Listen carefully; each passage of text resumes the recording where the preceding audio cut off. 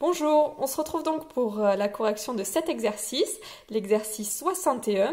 Donc dans cet exercice, on vous demandait tout simplement de tracer dans un repère orthonormé d'unité 1 cm, sur l'axe des ordonnées, sur l'axe des abscisses, entre -3 et 3, les quatre fonctions ici. Tout d'abord, dans ma calculatrice, je rentre tout simplement les quatre fonctions. Donc, je vous ai expliqué, on en a parlé déjà dans l'exercice précédent, mais si vous avez besoin que je refasse ça avec la calculatrice TI, il n'y a aucun souci. Donc, voici ici mes quatre fonctions que j'ai rentrées. Vous pouvez le faire tout à fait une par une, c'est même potentiellement plus simple. Je vais dans mon tableau. Au niveau de l'intervalle, je veux aller seulement de -3 jusqu'à 3. Et voici donc mes quatre fonctions. Donc, on commence avec la fonction f. Donc, sur la fonction f, on vous dit, donc, hop, où est-ce que je peux me mettre ici, potentiellement, allez. Donc, f, on vous dit qu'en -3, je vaux 4,4. Donc, ces fonctions, on vous dit qu'elles sont définies sur -3, 3. Quand on tracera, on ne dépassera pas -3 ici, et on ne dépassera pas 3 ici. En -2, 2,7. En -1, 1,6. En 0, ça fait 1. Oui, c'est logique. Si je remplace x par 0, je vais obtenir exponentielle de 0. Et exponentielle de 0, ça fait 1. En 1, 0,6. En 2, 0,3. Et en 3, ici. Donc, ma fonction définie sur -3, 3, elle ressemble à peu près, voilà, à ça. Je vois qu'elle est décroissante. C'est logique, puisque exponentielle moins 0,5x, ici, moins 0,5 est négatif. Allez, on s'attaque à G.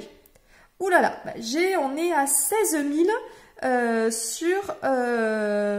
tac, tac, tac, est-ce que je me suis pas trompée? Non, moins 0,4, c'est ça. Elle est décroissante, donc c'est possible. Ensuite, 2900, on ne peut pas. En -1, on est à 54. Donc il faudra bien imaginer qu'on est très très haut, hein. En 0, ça fait 1. Et là, ça va s'aplatir très très vite. En 1, on est à 0,01. Donc tout bas, tout bas, tout bas, tout bas. Donc ici, il faut vraiment imaginer, voilà, une fonction qui arrive, voilà, là, coller, coller, coller, coller, coller. Hop, elle passe ici. Et puis, elle s'écrase vite, vite, vite, vite, vite pour descendre et se coller à l'axe des zéros. Voilà. C'était pas facile à tracer, celle-ci, mais pas trop chaud. On passe à la suivante. Donc la suivante, normalement, elle est croissante parce que tout simplement 0,1, c'est positif. Donc normalement, on devrait avoir quelque chose qui croît. Donc en -3, on est à 0,7, donc au-dessus de 0,5. En -2, 0,8, 0,9, 1.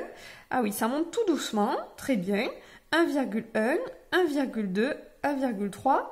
Hop, on a quelque chose de pratiquement qui ressemble à une droite. Mais en fait, si je dézoomais, si vous voulez la tracer, cette fonction, elle va quand même voilà, continuer à prendre une courbe sur la croissance. Ensuite, on est déjà à la dernière, exponentielle 2x, on y va. Donc, en -3, on est écrasé en 0. -2, toujours proche de 0. -1, 0,1 à peine. Ici, en 1. Ensuite, en 1, ça fait 7,3 et en 2, on est déjà à 54.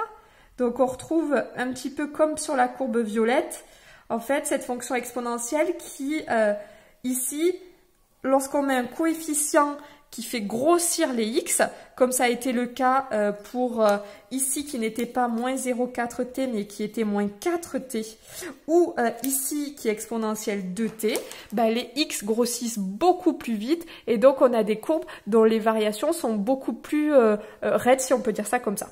Voilà pour cet exercice 61. Donc aujourd'hui, c'était quelques exercices assez faciles. Peut-être que vous avez trouvé ça d'ailleurs bizarre que ce soit si facile.